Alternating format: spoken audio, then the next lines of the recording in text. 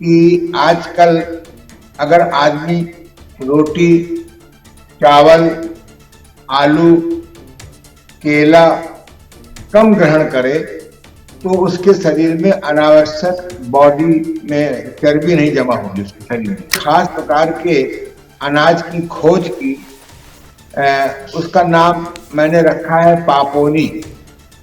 पापोनी का अर्थ होता है पाचक, ऐसा भोजन जो पाचक हो, ऐसा भोजन जो पोषक भी हो और ऐसा भोजन जो कब्ज न पैदा करता हो, यानी निष्काशक। और जब हम सब प्रकार की 9-10 दालों को मिला लेते हैं, तो मोटा अनाज कह सकते हैं आप, तो इसमें एक दूसरे का जो अवगुण है वो तो खत्म हो ही जाता है, साथ में जो चीज हमारी बॉडी को नहीं मिल पाती है वो भी मिल जाती है।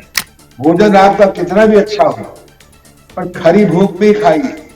कम भूख में खाना, बिना भूख में खाना, ये बहुत बड़ा क्राइम हो जाना चाहिए। अगर हमारा सुबह पेट साफ हो जाता है, हम 24 घंटे में जो हमारे रोग हैं, चाहे दमा हो, चाहे डायबिटीज हो, चाहे ब्लड प्रेशर हो, ये बेचारे मुंह नहीं उठावेंगे।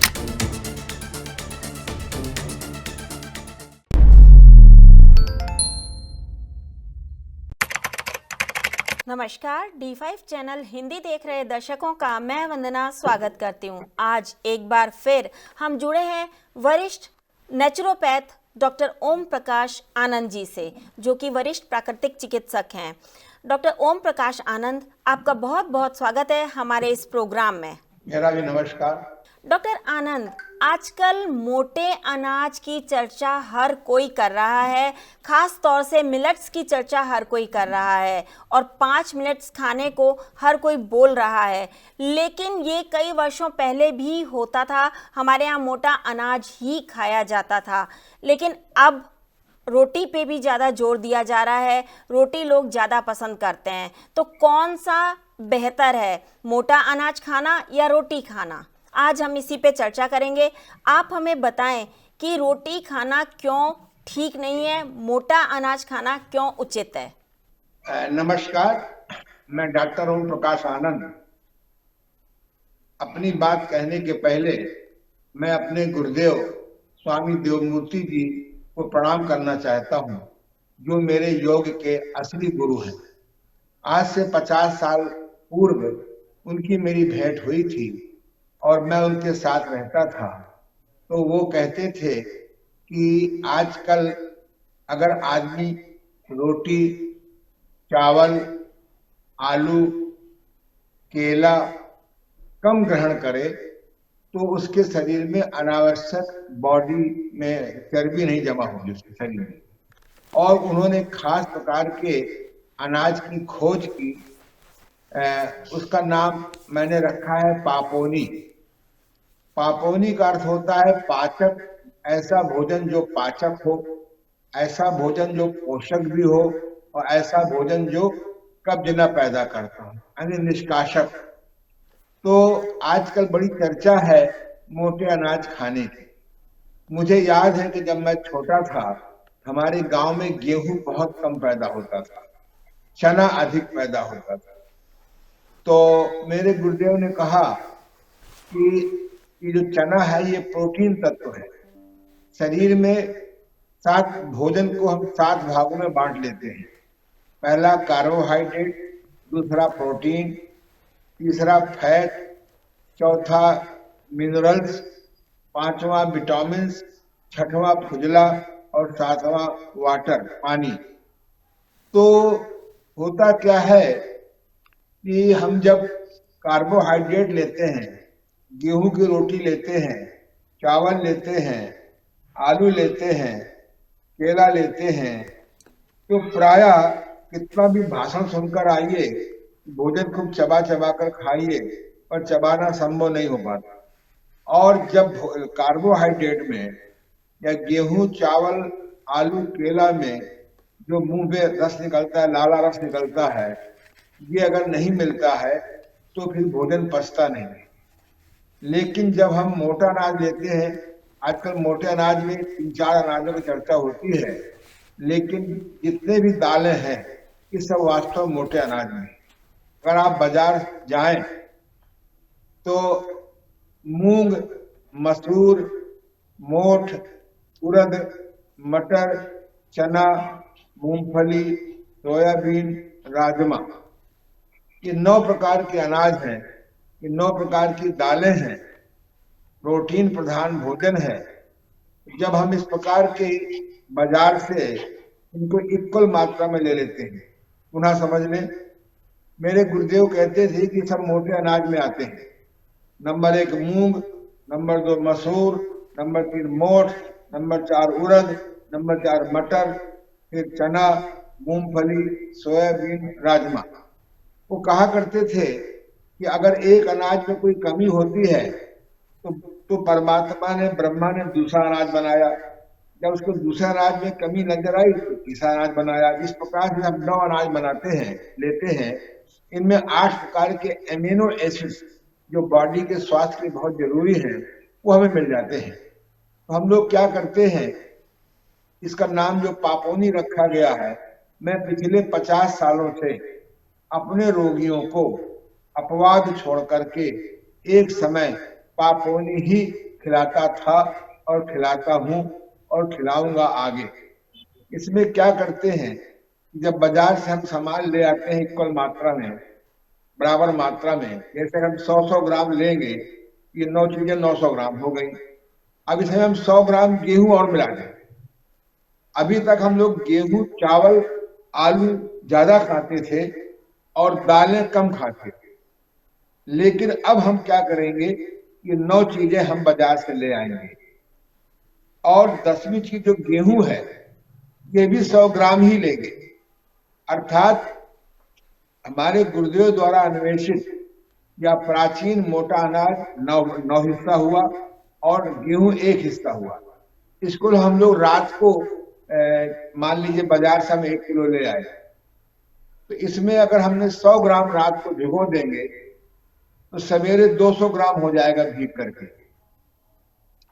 अब भिगोने के पहले हम अनाज को धो लेते हैं और इसमें जब पानी डाल देंगे दुगुना चौगुना, तो इसको ढकेंगे ऐसे कि उसमें हवा का संपर्क बना रहे। इसलिए किसी छेद वाली छन्नी से ढकते हैं कि मच्छर आग भी ना पड़े और उसमें कोई छिपकली आग भी ना गिरे और उसको ऑक्सीजन भी मिलती रहे। मान लीजिए हमने 250 ग्राम भिगो दिया।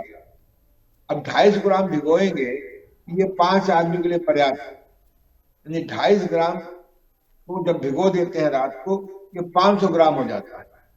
जब 500 ग्राम हो जाएगा सुबह के टाइम, इसको धीमी आंच में पकाते हैं, कुकर में नहीं पकाते। कुकर में तो वैसे भी दाल नहीं पकानी चाहिए, हाँ, लाभकारी नहीं होती। हम इसको धीमी आंच में, जो पानी है इसका वो ना फेंका जाए तो बहुत अच्छी बात है। उसी पानी में धीमी आंच में उबलने देंगे और ऊपर से कुछ पानी और डाल देंगे। और बाजार में जितने प्रकार की सब्जियां हैं, 8-10 प्रकार की सब्जियां हैं, इनको हम लगभग इक्वल मात्रा में अगर 250 ग्राम रात को भिगोएंगे तो 500 ग्राम हो जाएगा। 5 गुणे 8, 8 गुना यानी 8 पंच 40, 4 किलो सब्जी कम से कम डालेंगे काट कर।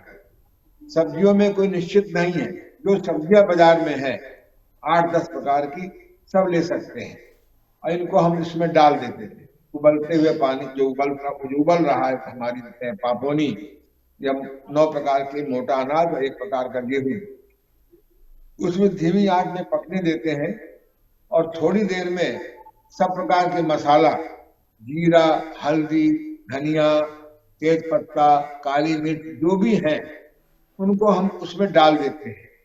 परंपरागत छौंकते नहीं, परंपरागत तलते नहीं और इसको धीमी आंच में पकने दीजिए। यदि संयोग से खाने वाले 1-2 और आ जाएं तब हम थोड़ा दलिया मिला सकते हैं। और पकने के बाद इसे कुछ देर के बाद ढक देते हैं, वो अपने आप सीज जाता है और सुंदर हो जाता है। इस प्रकार से ये हम अनाज जिसको जो पक जाती है पापोनी, इसको हम लोग इस 250 ग्राम पापोनी को या 250 ग्राम इस मोटे अनाज को या 250 ग्राम 9 प्रकार की दालों को हम 5 आदमी खा सकते हैं। इसमें सब्जियां बहुत हो जाती हैं। अगर हमारे नेचुरोपैथ या जो पेट के बहुत दुखी रोगी हैं, यदि वो खरी भूख में यानी कम भूख में नहीं, इसको हम खूब चबा चबा के खाएं, तो क्योंकि सब्जी की मात्रा ज्यादा होती है और पेट ठीक रखने के लिए सब्जी का अधिक खाना बहुत जरूरी है। इसलिए आप स्वाद बढ़ाने के लिए इसमें दही मिला सकते हैं। थोड़ा स्वाद और अच्छा करने के लिए इसमें थोड़ा मक्खन मिला सकते हैं। मैं व्यक्तिगत ही नहीं, मेरी बहुत से लोगों से चर्चा हुई, मैं घी के पक्ष में बिल्कुल नहीं, क्योंकि हमारी प्राकृतिक चिकित्सा में इस बात की शिक्षा दी जाती है जो प्राकृतिक वस्तु आग में पका देते हैं देर तक, उसका प्राकृतिक गुण खत्म हो जाता है। इसलिए भगवान कृष्ण जो है मट्ठा पीते थे, दही खाते थे और मक्खन खाते थे।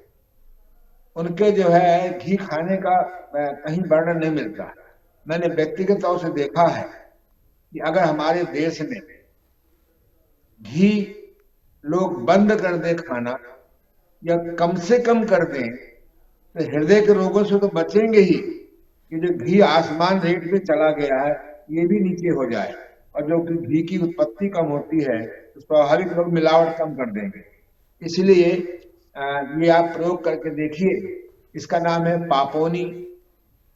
9 प्रकार के अनाज होते हैं, फिर नोट कर लीजिए।